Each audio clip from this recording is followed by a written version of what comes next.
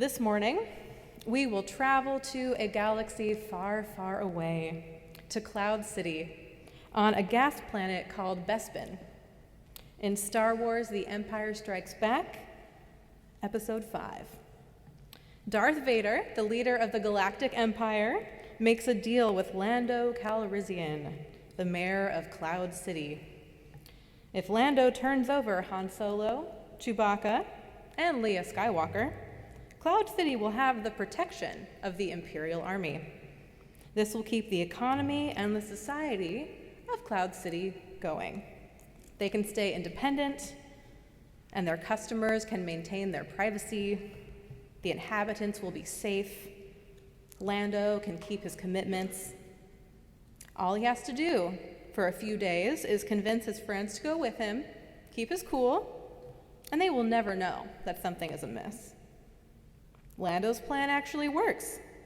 They do not suspect him until it is too late for them to escape. Lando leads them straight into a room where Darth Vader is waiting for their arrival. Lando tells them, "Things have developed that have ensured security. I've just made a deal with the Empire out of here, and I will keep them out of this place forever. I didn't have any choice because they arrived right before you did. I'm sorry, Han." Lando believes it is the best way to keep the peace. He thinks he is being a faithful leader by ensuring the independence from trade requirements and mining guilds. Compromises must be made when you are a political leader. They must keep the wheels turning. He must maintain his status, even if it means betraying one of his oldest friends and his companions, who've all come looking for protection. He justifies this betrayal by telling them that he was cornered by Darth Vader even before they showed up, and he had no choice but to make the deal. He tells them he had no agency at all. All he could do was say yes. Lando reminds me a little bit of Abraham today. They don't seem to believe they have any other options besides saying yes. Abraham does not question God's command to sacrifice Isaac, even though he would have known that the God he worshiped did not require such a sacrifice. If Abraham had taken a moment to reflect, he might have remembered that the ancient god Moloch, worshipped by other nearby communities, was the one that required child sacrifice. Instead, Abraham agrees to kill Isaac, his only son. And where in the world is Sarah?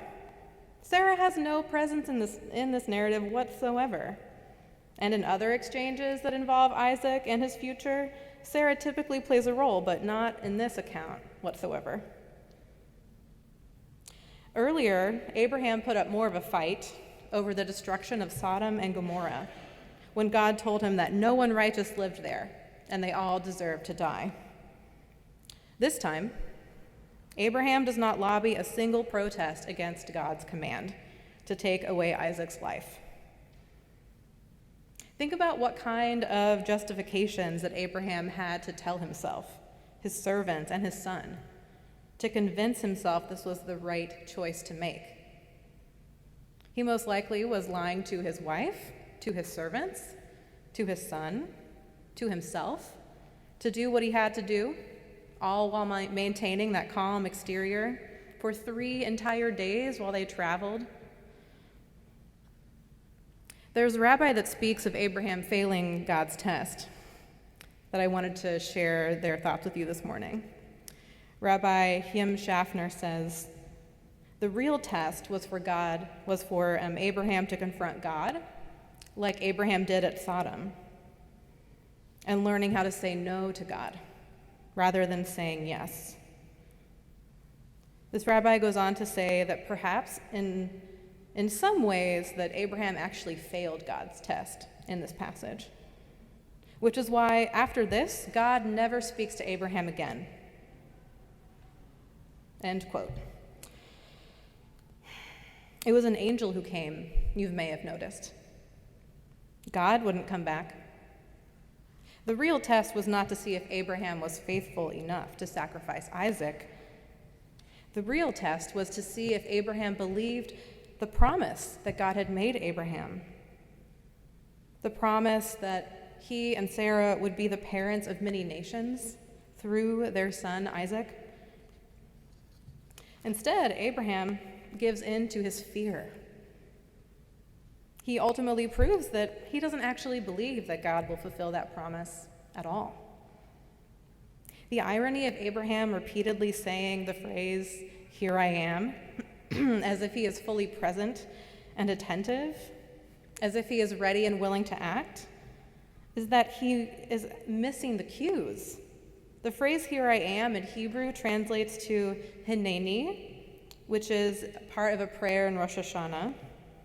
This phrase often reflects the ability to pray with humility, the ability to be fully prepared and ready, the ability to say, "I am paying attention, God, I am here." But if Abraham had been paying close attention, he would have said no. Saying "I am here" does not always mean saying yes. Sometimes saying "I am here" means saying no to God.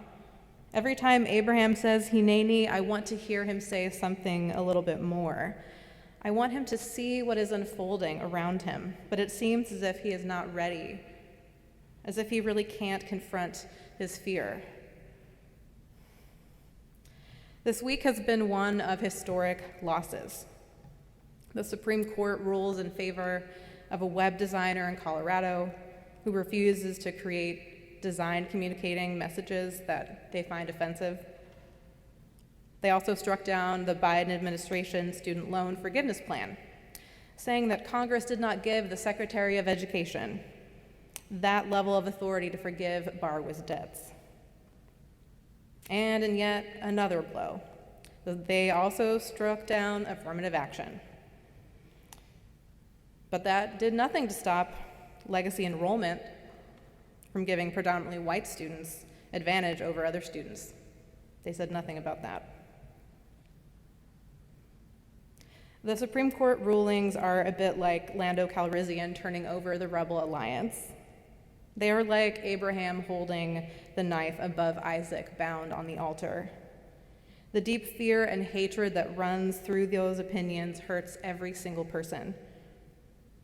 God does not call us towards hate and does not call us towards discrimination.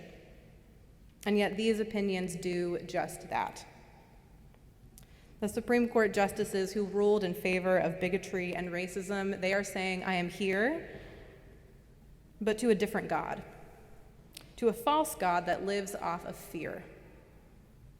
God does not call us to deep hatred of people who are different than ourselves. God does not call us to blindly follow no matter who or what the consequences may be.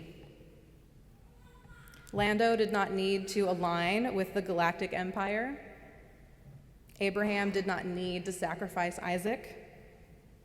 We do not need to sacrifice our LGBTQ siblings and their legal protections. We do not need to withhold $400 billion of student loan debt forgiveness. We do not need to overturn affirmative action practices. When God comes to us like the ram in the thicket.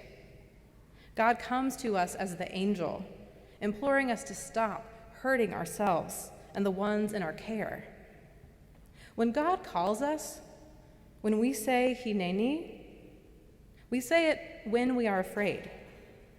We say it when we are feeling uncertain, when we do not know what the outcome will be. We step into that fear, not away from it.